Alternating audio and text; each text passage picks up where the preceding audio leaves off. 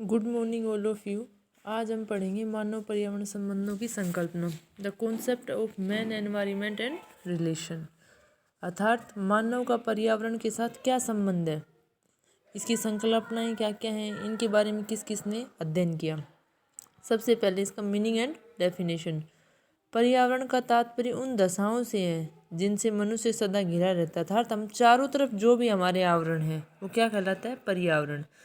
CC park के अनुसार पर्यावरण उन सभी परिस्थितियों का योग है जो किसी स्थान या समय पर मानव जाति को घेरे रखता है। फिर है मानव पर्यावरण संबंधों की ऐतिहासिक यात्रा, अर्थात सबसे पहले किसने इसके ऊपर काम किया, मानव पर्यावरण संबंध कैसे थे सबसे शुरू में। तो देखो, मानव पर्यावरण का अहम हिस्सा है, वह हमेशा पर्यावरण से प्रभावित होता आया है और अपनी वृद्ध बुद्धि और तकनीक से पर्यावरण को भी प्रभावित करता है। इस प्रकार मनुष्य पाता और दाता दोनों है, अर्थात मनुष्य प्रकृति के एक अहम हिस्सा है, वह अपनी बुद्धि से प्रकृति में बदलाव भी लाता है। समय के साथ जो जो प्रौद्योगिकी का विकास हुआ और सामाजिक ढांचे में बदलाव आया, मनुष्य की प्राकृतिक संसाधनों की दोहन करने की क्षमता भी बढ़ती गई। अर्थात पहले मनुष्य की आवश्यकताएं कम थी तो वह पर्यावरण के ऊपर कम हावी था। अब मनुष्य की आवश्यकताएं बढ़ गई तो उसने पर्यावरण का अति दोहन करना शुरू कर दिया। परिणाम स्वरूप मनुष्य और पर्यावरण के संबंधों में बदलाव आने लगा।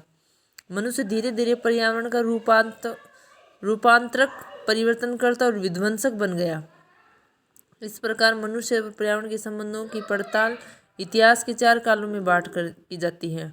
सबसे पहले आखेट तथा भोजन संग्रह काल, दूसरा पशुपालन और पशुचारण, तीसरा पौधा पालन और कृषि, और चौथा आया हमारा विज्ञान, प्रौद्योगिकी और औद्योगिकरण का काल।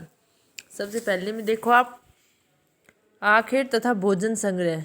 आदि मानव का अस्तित्व धरती पर 1.5 लाख से 50,000 वर्ष पुराना माना जाता है।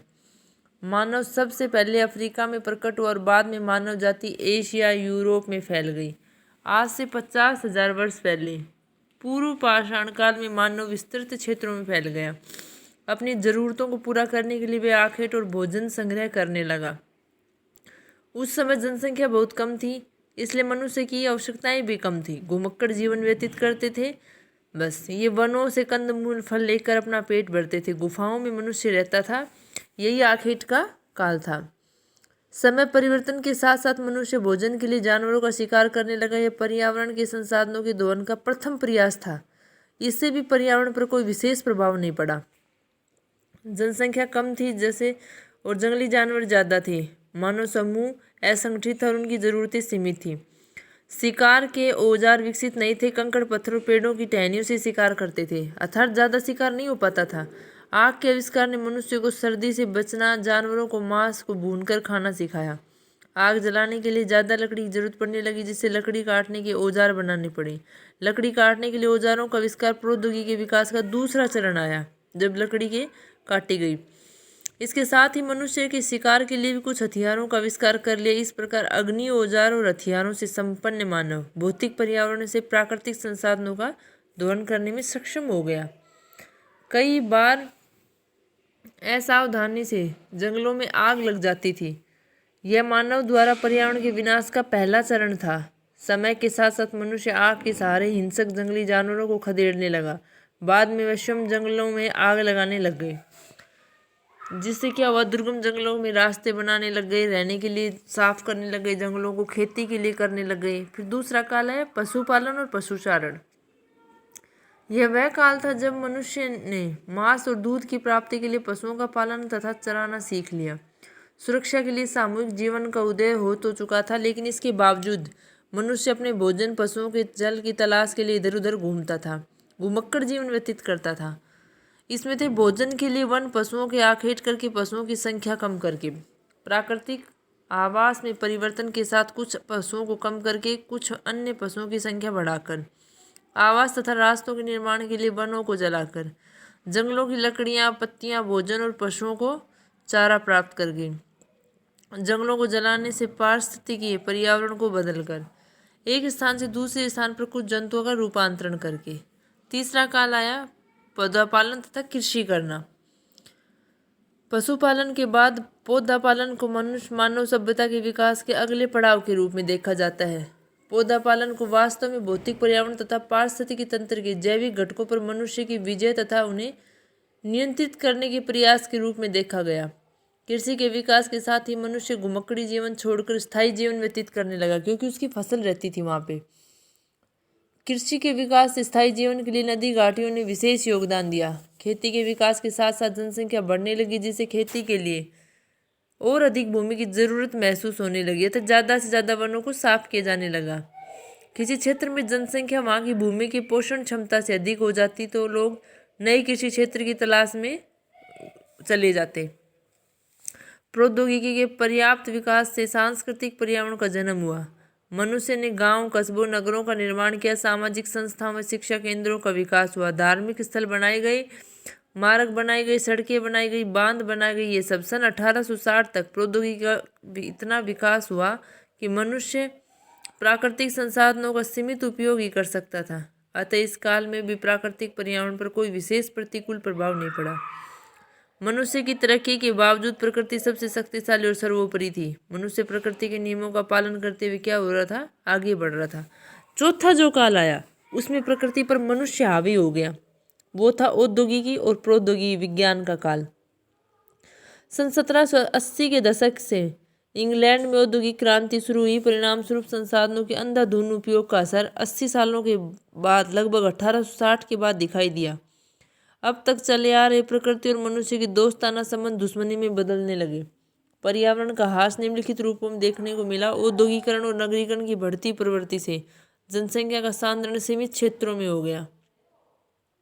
जैव ईंधनों के प्रयोग में वृद्धि होने से ऑक्सीजन का बड़े पैमाने पर ह्रास और कार्बन डाइऑक्साइड की मात्रा भयंकर हो गई। इससे वायुमंडल का तापमान बढ़ा, हिमनदियां पिघलने लगी, बंदरगाह और अधिकांश तटीय द्वीपों पर डूबने का खतरा मंडराने लगा। वनों का अंधाधुंध कटाई से पारिस्थितिकी संतुलन भी बिगड़ने लगा। अतः स्पष्ट है कि मनुष्य और पर्यावरण का संबंध गत्यात्मक है। यह संबंध हर युग में एक जैसा नहीं रहा, डायनेमिक था। इन दोनों का संबंध न ही विश्व के सभी भागों में एक जैसा। यह अंतर संबंध समय और स्थान के अनुसार क्या रहता है, बदलता रहता है। यह अंतर संबंध समय और स्थान के अनुसार बदला। एक और जो समाज तकनीकी दृष्टि से विकसित होते गए, वहाँ मनुष्य पर भौगोलिक वातावरण के प्रभाव की रस्सी ढीली पड़ती गई। लेकिन दूसरी ओर जब समाज इतिहास के लंबे दौरे में सांस्कृतिक सुषुप्त अवस्था में रहे, वे प्रकृति की कठोर जकड़ से छूट नहीं पाए। परिणाम स्वरूप कहीं मनुष्य प्राकृतिक शक्तियों से भयभीत होकर उसका दास बना हुआ है और कहीं मनुष्य प्रकृति पर अपनी विजय का परचम लहरा रहा है। मनुष्य और पर्यावरण के अंतर संबंधों की पड़ताल करने के लिए भूगोल के इतिहास में 3 पृथक विचारधाराएं आई। सबसे पहले थे नियतिवाद या पर्यावरण निश्चयवाद, दूसरी संभववाद और तीसरी आई नवनिश्चयवाद। अब देखो पर्यावरण निश्चयवाद क्या था। निश्चयवाद एक जर्मन विचारधारा है जिसके अनुसार मनुष्य प्रकृति का क्या है, दास। ये पहले से ही प्रभावित था। इसमें क्या था कि मनुष्य को प्रकृति का दास माना था, प्रकृति को सर्वोपरि माना। निश्चयवाद में भौतिक वातावरण के कारक ही प्रदेश में निवास करने वाले मानव वर्ग के क्रियाकलापों और आचार विचारों को नियंत्रित करते हैं, ऐसा निश्चयवादी मानते थे। पर्यावरण सर्वशक्तिमान है, प्राकृतिक शक्तियों के सामने मनुष्य निष्क्रिय, तुच्छ और महत्वहीन है। जीवन शैली, सभ्यता, इतिहास, समाज व राष्ट्र के विकास की अवस्थाएं पर्यावरण के भौतिक तत्वों द्वारा निर्धारित होती है। अर्थात ये कहना चाहते हैं कि मनुष्य की हर क्रियाकलाप पर्यावरण निर्धारित करता है। प्राकृतिक दशाओं के मानव सभ्यता पर पड़ने वाले प्रभावों की सर्वप्रथम व्याख्या करने का श्रेय यूनानी, रोमन, अरब विद्वानों को जाता है।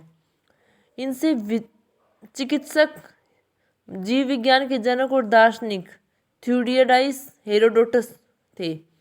यूनानी निवासी हिप्पोक्रेटस ने धारणा थी कि अनुकूल भौतिक दशाओं के कारण एशिया के लोग आरामदायक हैं, मतलब उनको आराम पसंद है क्योंकि उनका वातावरण ही ऐसा है। जबकि कठोर वातावरण में रहने वाले लोग जैसे यूरोप के हो गए, वो परिश्रमी होते हैं, जाबाज होते हैं। मतलब ये ऐसा निश्चयवादी विचारधारा के मानने वाले थे कि प्रकृति ही सर्वोपरि है। थ्यूसिडाइस ने माना कि प्रकृति ही सर्वोपरि होते हैं, मनुष्य केवल उसका दास होता है।